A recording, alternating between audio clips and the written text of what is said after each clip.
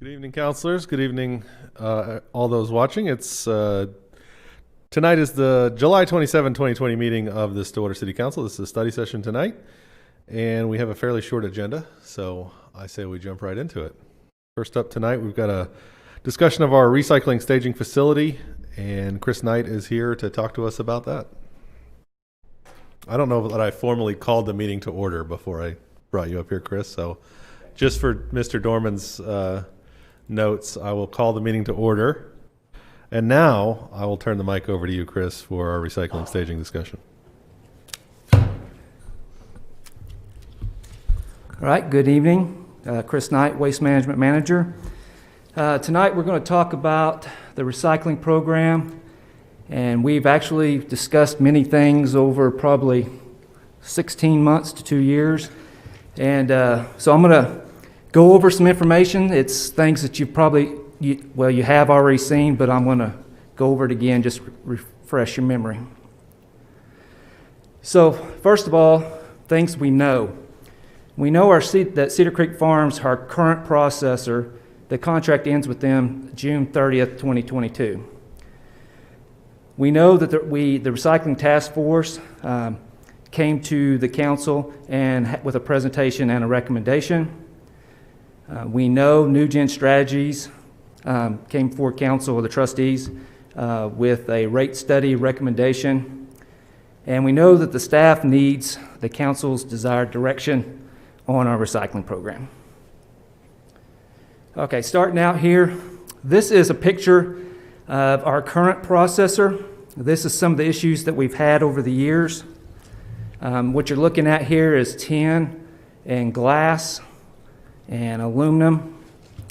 The glass used to be a bigger pile, but I helped them with a third party to get rid of some of it. But the tin and aluminum you're looking at right here is the pile that started in 2013, and it's never moved. This slide is a picture of the single stream that at one time piled up back in,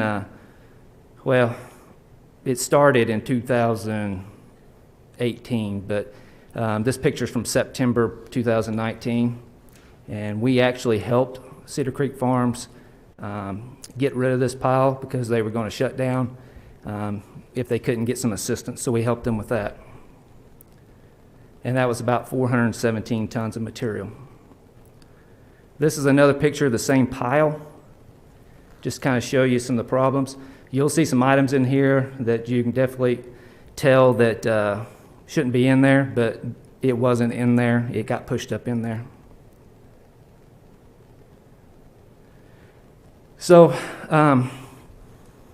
in October or September of that 2019, we were directed to advertise for applications for a recycling task force to assist staff with the direction we wanted to go with our recycling program.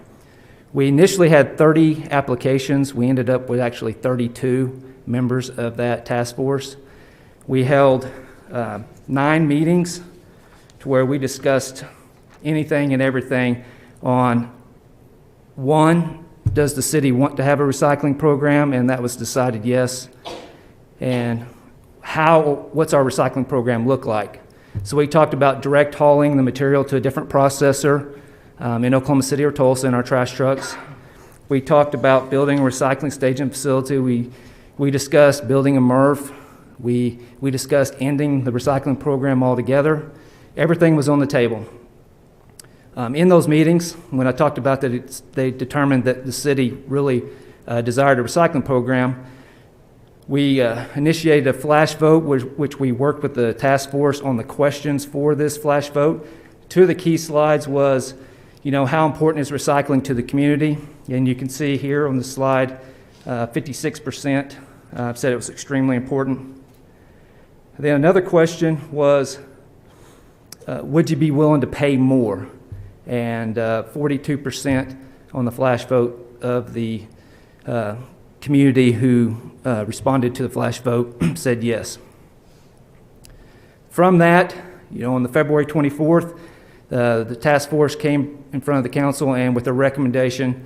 The recommendation was to build a recycling staging facility and move the current convenience collection center to that same location. So the council at that point directed staff to look for a location. Staff looked at all the property that the city currently owns and found 2 locations that we could possibly put the facility at. One was out by Wittenberg Park, and the other one was at a location out by the airport next to the current waste management facility. Since the last time we had mentioned these 2 locations, staff has reviewed both the sites. We reviewed the Wittenberg site more and have determined that it's just not going to be a suitable site. The exiting onto Washington and entering off that highway there, we feel that it just won't work. We also look for property to purchase and that in appropriate locations, and we found some, but we're going to be looking at potentially, for 5 acres, 3 to 5 acres, $500,000 and up. So we've kind of set our sights on this location that I'm going to show you out by the airport, and it is currently next to our waste management facility. Public input, it'll start once the site selection. We didn't see that it was necessary at this time to visit with the public on a location if we didn't have the blessing of the council. Some things we got to consider, and I'm going to discuss this height clearance with FAA a little further in the slides. But mitigation measures of the current facilities. The Waste Management Department's been at the current facility since 2016, and we've had no complaints as far as noise, smell, or anything like that from the airport or surrounding community since we've been there. We keep it pretty clean, inside and out. We wash our trucks weekly. We don't bring any material back to the facility, so there's no smell issues out there. The new facility, if we were to build it, it'd be the same. We would take care of it. We would make sure there's no noise issues, no smell issues, but we're doing recycling, so the chances of having any smell issue are very slim. This is the proposed location where the X is right here, and right next to it is the waste management facility. And you can see we went in and see what was the distance to all the surrounding neighborhoods. Over here, down here is Fox Run. Then you got University Estates. Then this addition here off of Washington, I refer to as Preston Addition. And then this is the additions north of Airport.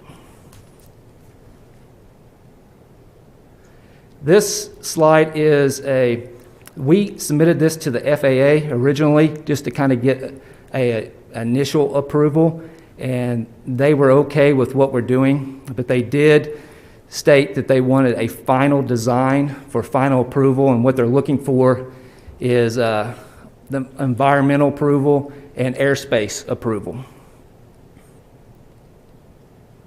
which I'm really not worried about that. Currently, there's a concrete plant setting on this proposed location next to the waste management facility, and we will be nowhere near the height of this concrete plant. This is just a diagram that we did internally. The facility may not look exactly like this, but I know there's kind of some desire to see what an actual building looked like on that location, and it would look similar to this. It would look similar to all the buildings that are out by the airport, just a commercial grade building. So it's not going to look any different than what's currently out there. Now, this is the cost, and you've been presented this by New Gen Strategies, but this would be the capital cost and annual cost. If we were to move the build the staging facility and move the convenience collection center to the same location, there would be a capital cost of the $1,502,000. Annual cost, a little over $1 million. If we were to build the recycling staging facility and not move the convenience collection center out there, you would see a capital cost of the $1,227,000, and an annual cost of $1,127,000. You'll notice the annual cost is more if they don't move the convenience collection center out there, and that's due to transportation cost. So if we leave it currently where we're at, we're having to transport the material out to the location, so that's been included in the cost.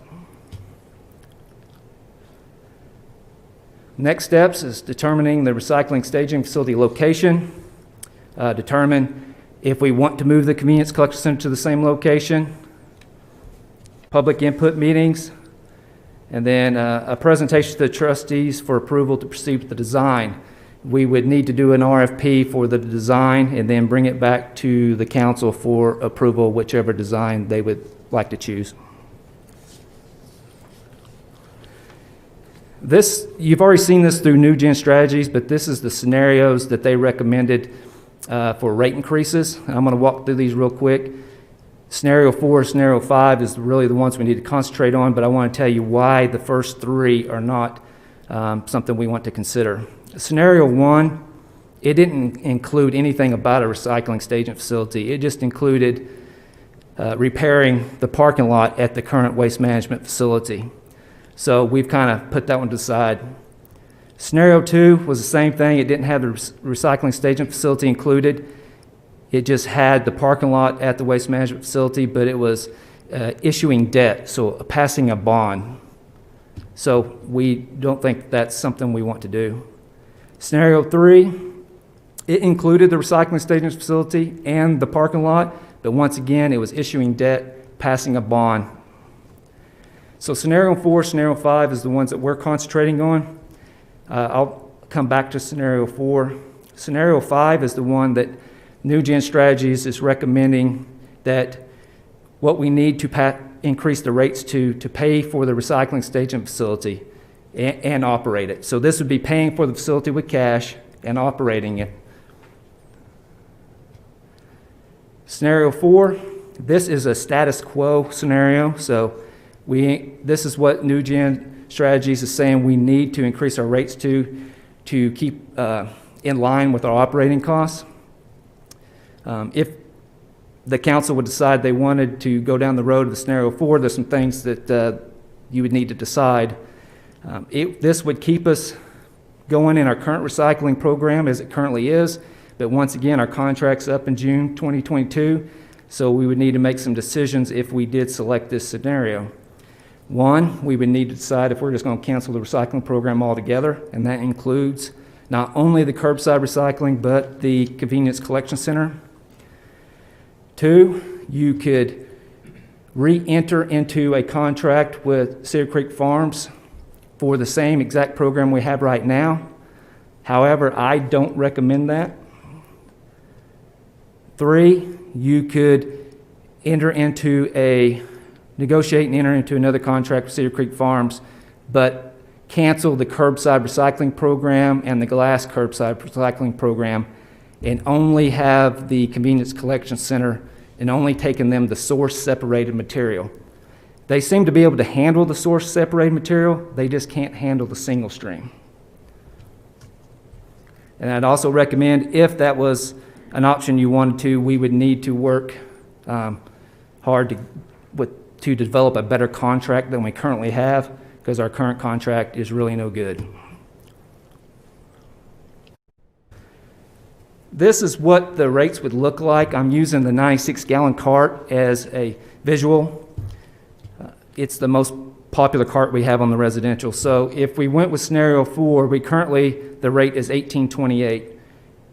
By 2024, it'd go to $19.01. Scenario 5, same thing. We currently are paying, the rate is $18.28. By 2024, it would go to $21.20. It's just 8 cents, I believe, under $3. This is just the commercial rates. So if we chose Scenario 4 or Scenario 5, what the rates would go up to. The roll-off rates, this is something that we would like to do. This is changing the entire way that we are currently billing for our roll-offs. Currently, we have like a daily rental rate, which it's very confusing for the citizens, and it's confusing for customer service in the billing. So if we went with scenario 5, it would be this line right here where it'd just be $300 a pool fee. If you went with scenario 4, it'd be $280, end up at $310, and I guess $330 in 2024. We already have a delivery fee. It's actually more than what this is. And then there would be a monthly rental rate only if a customer had it for a month or more. This is the street sweeping rates. In each scenario right here, it's currently $1.63. It'd go to $2.18 or $2.33 by 2024. There was a question asked about past rate increases. So the last time the commercial rates were increased was 2013 by 2.1%. Same for the roll-offs. And that same year, we actually reduced the street sweeping by 25 cents. Then at that same year, same date, that is when we added the $1.57 for the recycling program. And then April 17, 2017, due to issues with the processor having problems, we raised the rate by 7% on the residential side, and that's equivalent to $1.28 on that 96-gallon cart. There was another question about rate comparisons, and this is a little hard to see, so I apologize. So it's important when you're looking at rates across in other cities to dive in and see what is offered with that rate, because everyone's different. Every program's different. So for that 96-gallon cart, the rate is $18.28. You get weekly trash service, weekly recycling collection, you get yard waste collection, you have the convenience collection center which offers a lot of items to dispose of down there and recycling, and not included on here, of course, is the glass collection. If you go down to these cities, Midwest City, for example, they're $17.31. Basically, you're getting trash service and bi-weekly recycling service. They do have one cardboard drop-off site. Oklahoma City, $23.45. Basically the same as Midwest City, trash, bi-weekly recycling. City of Norman, $17. They get weekly trash service, bi-weekly recycling. They do yard waste collection. They have 3 self-service recycling drop-off sites. City Admin, it's $15.35. You get the weekly trash and bi-weekly recycling. They do have a transfer station that you can take a lot of extra items to, but they charge for all those. City of Moore, it's $11.50. So that's all you get is trash service, basically. Yukon, $18.79. You get weekly trash service, no recycling. They have 1 self-service recycling drop-off sites. City of Mustang, $18.23, and that's just for trash. City of Broken Arrow, $15.50. It's trash service bi-weekly. They've been in a program doing their recycling. They're going full-blown over the next year, so that could change. I'm not for sure. City of Enid, $14.50, weekly trash service. They do have a seasonal yard waste, no recycling. They do own their own landfill, which that's important. Same with Ponca City. They own their own landfill. Their trash service is $20.33, and that's all it includes. And actually, they do not offer an automated system right now. That's still all rear load.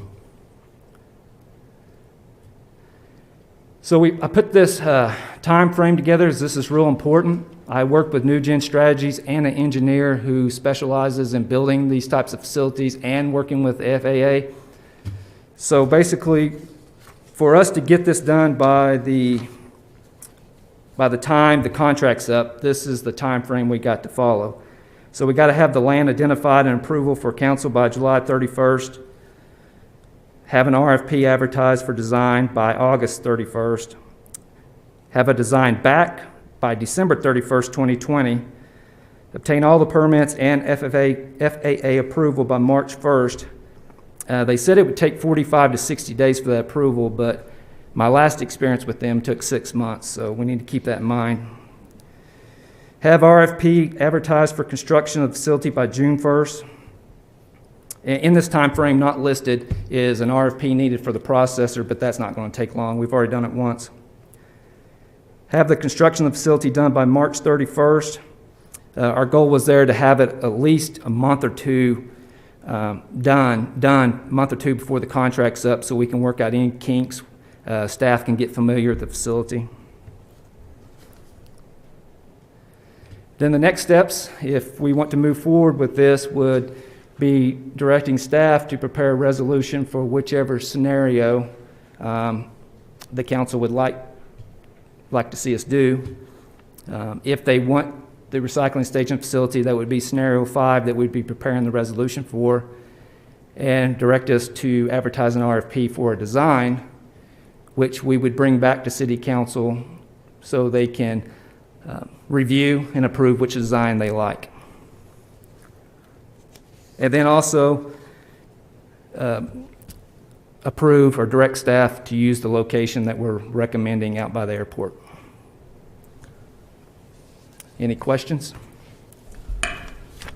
Counselors, any questions for Chris?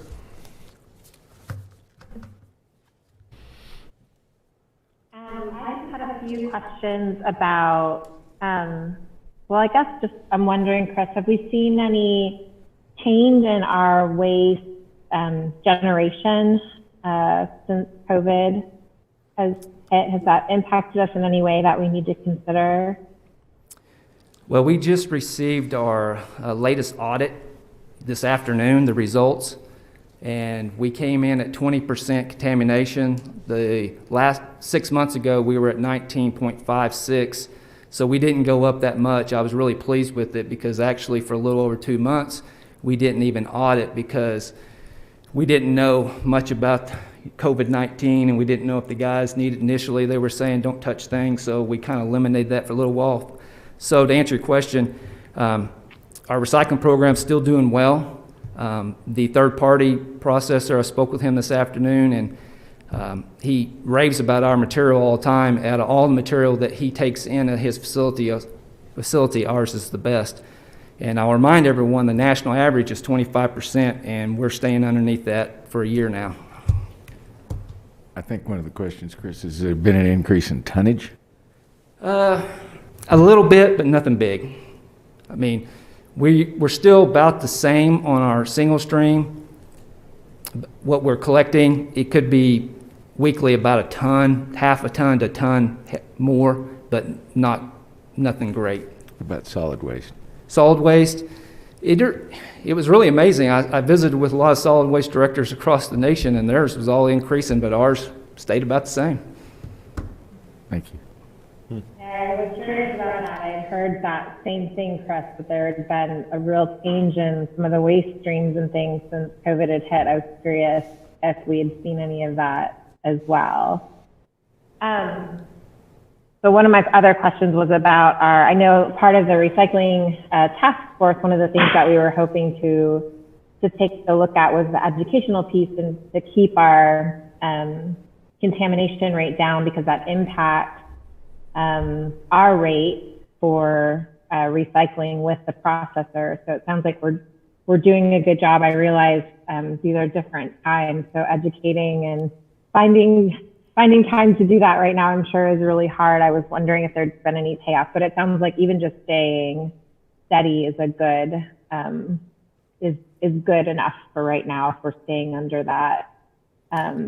Yeah, I mean, we're doing really good. The 20% mark is that threshold, isn't it?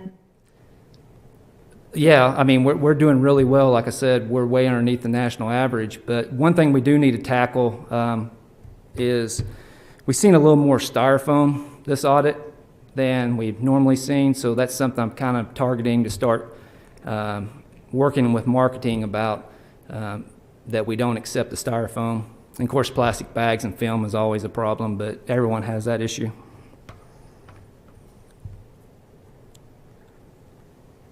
Yeah, I was just recalling back to some of the information that we kind of went through with the task force, and that, you know, regardless of where our recyclables go, keeping that contamination rate down is really important to make sure that the rate, you know, where whoever's taking those recyclables, we keep our rates are better if our contamination rate is low. Right. Well, definitely. And we definitely have work to do. We can get better. I'd like to see us around that 15%. I think it's something we can achieve. We will need to do additional marketing material and educational material, and continue to get out to speak to organizations whenever, you know, we can. And so yes, we still have work to do. Sure. I just had a couple other questions. One of them was, when you do the breakout for the convenience collection center and the recycling staging facility, does it include the current costs of operating, or was that just for the build out of a new convenience center? Because obviously we have some costs associated with the current convenience center now. Right. It does include. If we move it, will we see an offset of that, or? Those numbers do include our current cost with the current recycling center and our current processing fees. Okay.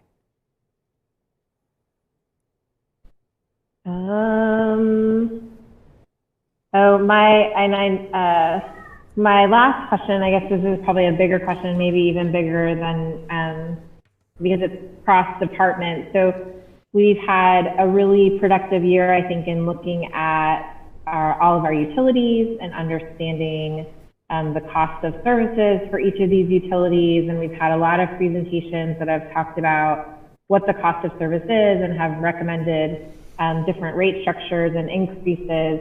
How are we looking at that holistically in terms of what's required for solid or for waste management, but also, you know, as we look at water, is there a way for us, I guess maybe this is a question for you, Norman, are we looking at a way to prioritize that, stagger those things? How do we make all those work together? Oh, all of the rates?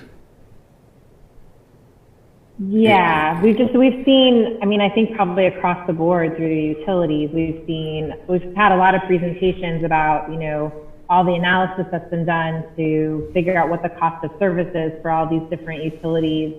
And many of them have recommended, you know, different rate increases in, you know, different time periods. But is there, I mean, it seems like the one that Chris is bringing to us today, it's necessary not only just to keep up with cost of service, but also for the infrastructure build out that we're talking about with the recycling facility. Right, to build out that center. And one of the reasons that we're here tonight is to get just preliminary approval of the site that we've talked about before we start going to the community and talking to them. Because if we need to move that to another location, you're talking about $450,000, $500,000 probably for suitable land. But in terms of how it works with the rest of the rates, I think that we have water coming later in the year with a final report, and the same with electricity, Stillwater Electric. But the good news is there that the fuel rates are such that, and the cost adjustments that have to be made because of the cost of fuel, looks like that those will remain static. So I don't think that we're looking at an overall huge increase in one's individual residential bill. Yeah, I think as I was looking at it, I just thought, you know, it's important to remember contextually, right? Like there's more than just this utility. Sure. But, so, I mean, from the site perspective, it seems, I mean, I much prefer this site to the Wittenberg site that we were originally kind of taking a look at. It seems from a use perspective and everything else, it seems much more appropriately placed. Chris, I mean, you laid out a great timeline of what it's going to take, and you stated that the cement facility, you know, from a height perspective and FAA's kind of guidance would certainly be okay. We would expect for it to be approval. Are there any other hurdles that you see from an FAA approval perspective besides just that height? I know you said something about environmental as well. Well, those have to make sure that, you know, since we're on, I guess, out by the airport, and there's different stipulations, you know, just make sure we're meeting all the requirements that we need to environmentally. I don't see any issues there, though. Their biggest thing was the height, and they just have to see a final design before they're going to give the full green light. I don't see any other hurdles. Talking with Paul Pregel at the airport and then the engineer LBR, really just if they're okay with what we're doing there, which they are, then it just really becomes the height issue and getting any permits we need to get. So I don't see any hurdles other than that. Are there any challenges? So it's probably helpful that we're already. Oh, go ahead, Councilor Sinati.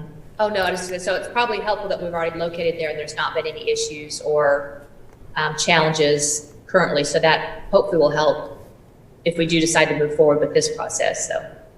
Correct. Are there any, when we were looking at Wittenberg, that we were concerned about, the turning in and out and the, access and things. Is there any infrastructure issues for the site located at the airport? Are the roads good? Will they handle this well? Is there any sort of concern there? As council is aware, there is a proposed change in that road that will take place sometime in the next couple of years, which would be fairly, and when we design this, we'll have to take that into consideration, assuming that this is where we land. Chris and I talked about daily traffic counts there, and over an 8-hour period, you're talking about roughly 150 cars, which is very little impact. So we think that with the future improvements to that road, that there are no additional infrastructure issues. Because we currently have collection vehicles in and out of that location, a couple times a day? Yeah, twice a day each one, yes. Okay.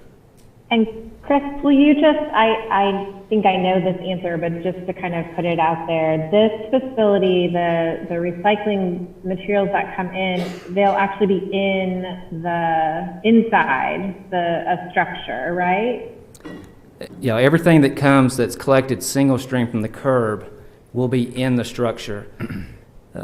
The material, if we move the convenience collection center out there, it could be outside, but I think there's a way. I've been thinking, I'll just have to visit with the design engineer once we select one on how maybe we can, people who visit the facility with those recyclables, maybe there's a way that they can place it in a way that maybe it can go into the building, and maybe we don't have these containers out. I'm not for sure, but we're going to look at some ways that we can keep as much as possible outside of the facility. Yeah, in addition, we've talked about fencing and ensuring that it's screened from the public and using enclosed containers where there's no open top on it. Right. I think all of that's that's important for moving it to the public. Yeah, right. For neighbors and things like that. I think certainly as, from a siting perspective, you've got to make sure all the logistics and things like getting in and out and all of that, but also, we want to be good neighbors to anybody that's, even remotely close by. So all of those things are important, for folks to hear, I think, too. Now, one other advantage of this location is that at the current center, we don't allow large trailers or trailers at all because they're just too tight to get in there. And this would greatly improve the service to our residents to be able to pull a trailer in to take care of business in one load. Right.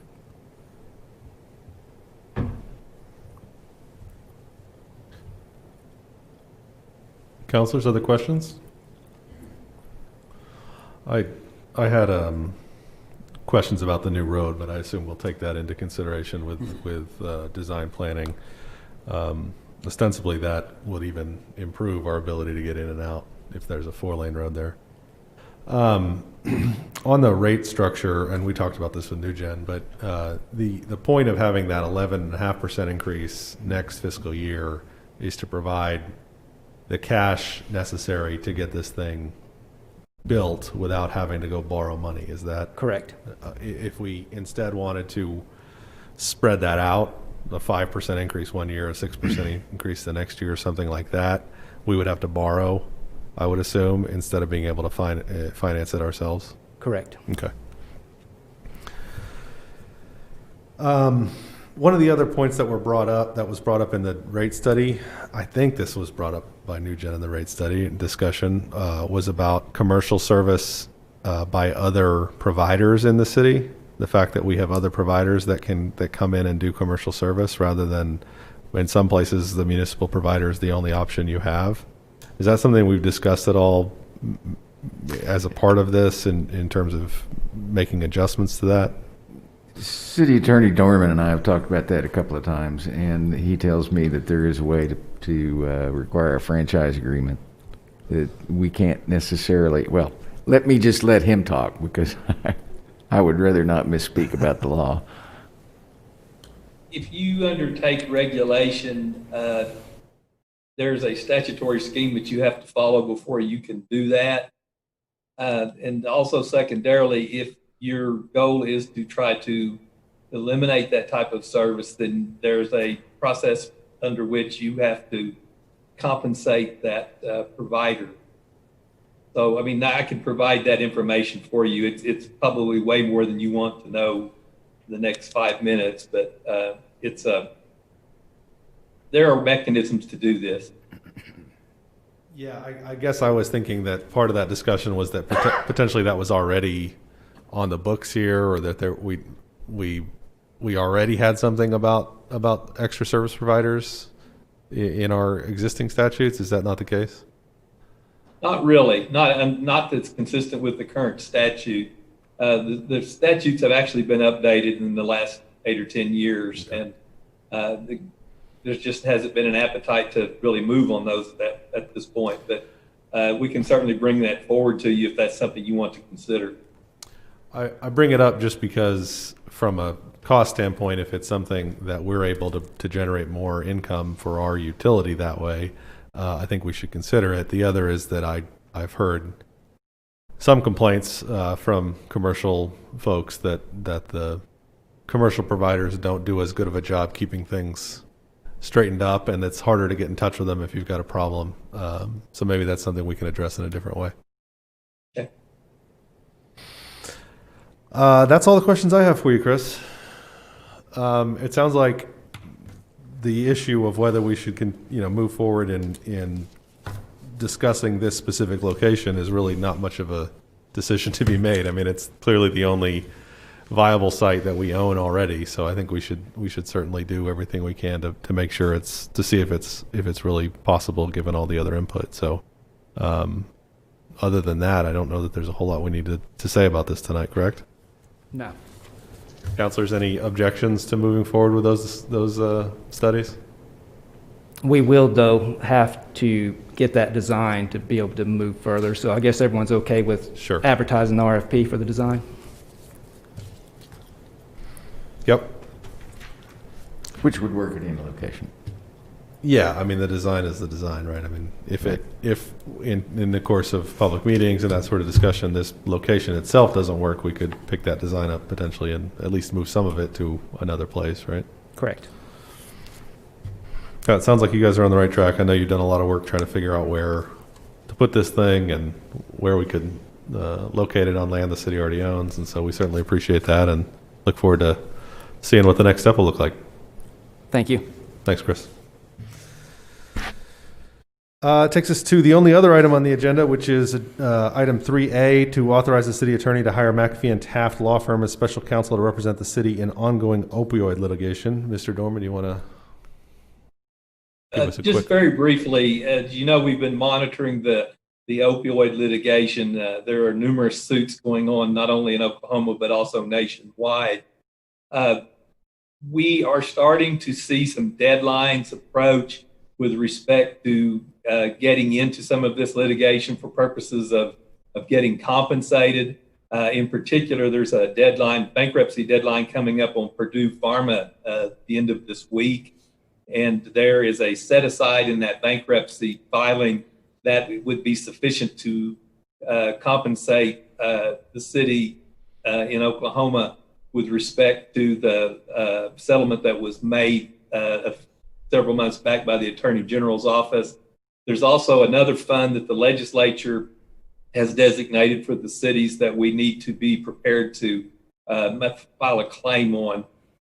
We've looked at the various law firms and stuff that have been involved in this litigation, and clearly we think the McAfee-Taft auction is probably the best one. They have the largest city group. They have Tulsa, they have Oklahoma City, and I think most of the suburbs for those two cities. And they have assembled a very good team that includes a number of national experts and some national law firms who are assisting them in the Ohio and some of the other out-of-state cases. And we think that it's probably time to go ahead and opt into this. So my recommendation would be to authorize us to hire them as our special counsel in this case. I have given you a copy of their retainer agreement, and I'd be happy to answer any questions you might have about that. Counselors?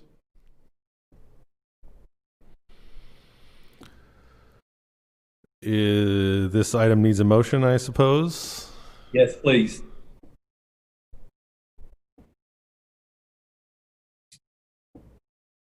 I don't know how to word I it. know, I was going to ask the same thing.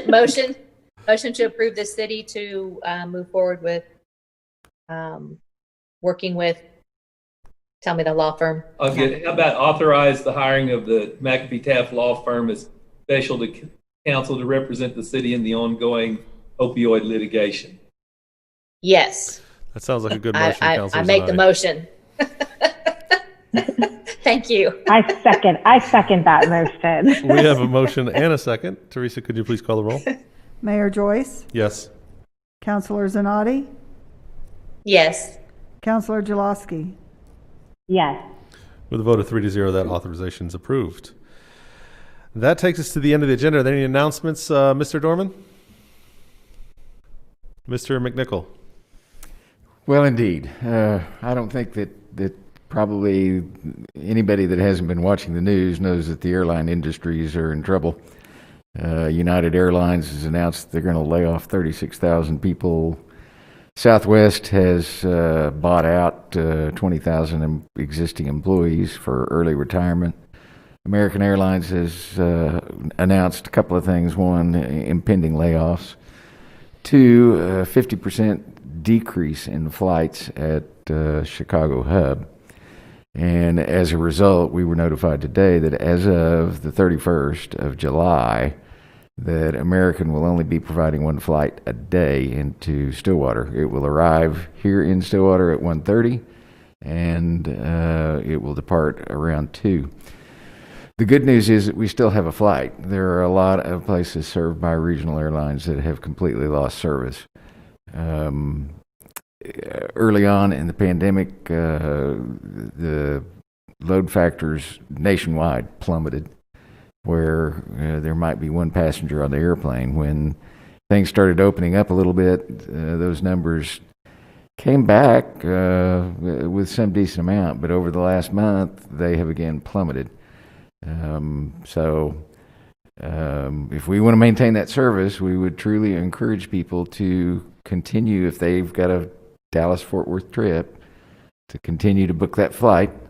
And we would just ask our citizens to consider that when they're traveling.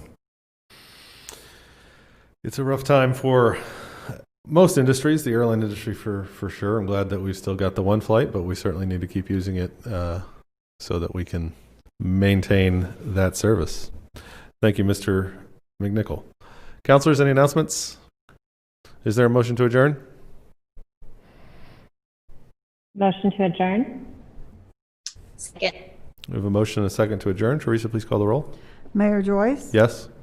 Councilor Zanotti, Yes. Councilor Jaloski. Yes. With a vote of 3-0, the Stillwater City Council is now adjourned. Thank you, everyone.